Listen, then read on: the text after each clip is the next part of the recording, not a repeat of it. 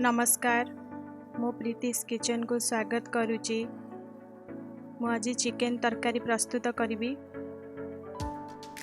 से कौन कौन सामग्री दरकार चलतु चेक करवा।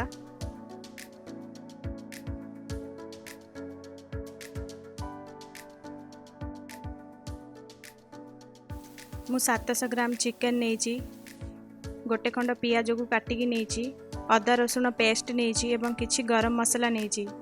चलतु चिकेन को मेरिनेट करवा। से मु गोटे चामच हलदी गुंड, अध चामच लूण, अध चामच तेल नहीं, से सब को भल भाव मिक्स करवा।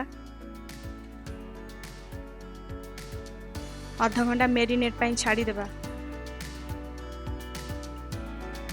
देखंतु प्रेशर कुकर गरम हो गलानी। मु सेथिरे 3 चामच ऑयल ऐड कली, गोटे चामच जीरा ऐड कली एवं होल मसला गरम मसला ऐड कली।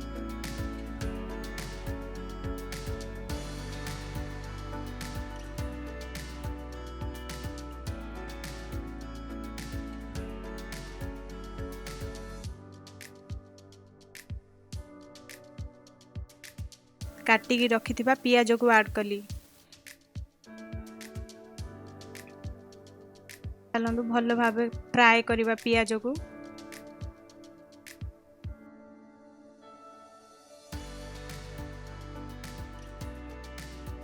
देखंतु आमर पियाज गोल्डन ब्राउन कलर हो गलानी। सेथिरे आमे अदा रसुण पेस्ट ऐड करवा।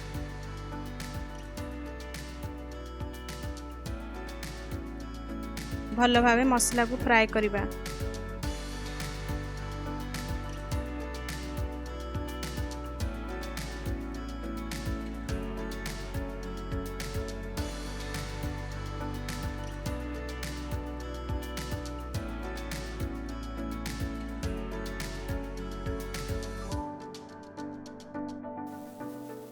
एवं मु सेथिरे गोटे चामच लंका गुंड ऐड कली, गोटे चामच हलदी गुंड ऐड कली,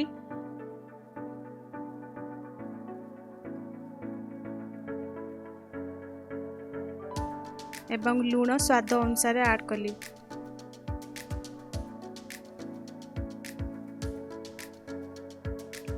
भल भाव मसला को फ्राए करवा किछ समय।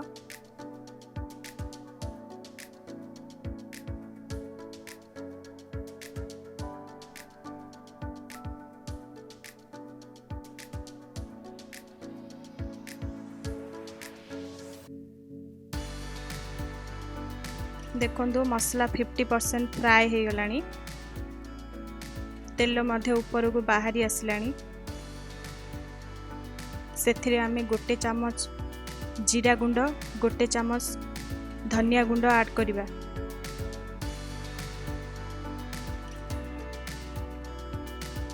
आपण टेस्ट अनुसार मसला पाउडर ऐड करेंगे। भल भाव मिक्स करनेबा।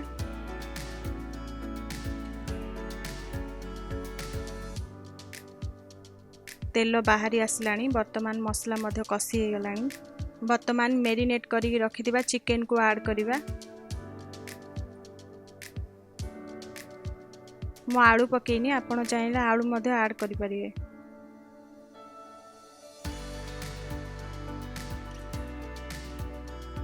मु एठी 700 ग्राम चिकेन को 3 चामच अदा रसुण पेस्ट ऐड कली, गोटे बड़ पियाज काटिकी ऐड कली। आपण टेस्ट अनुसार ऐड करेंगे। मसला सहित चिकेन को भल भाव मिक्स करवा।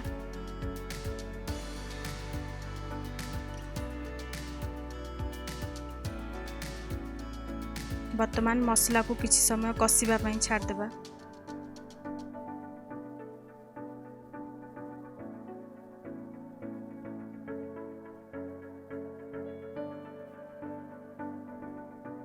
देखंतु चिकेन रु पानी बाहरी आसलानी।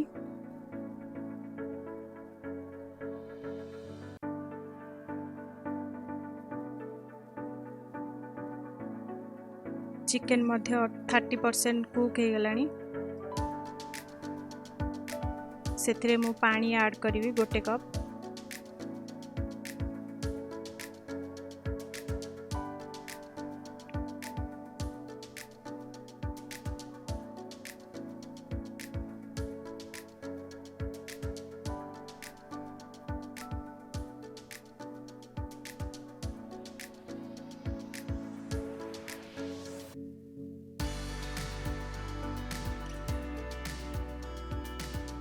दुईटी हुइसिल आसला पर्यंत कुक करिवा और शेष में गोटे चामच चिकेन मसला ऐड करिछि।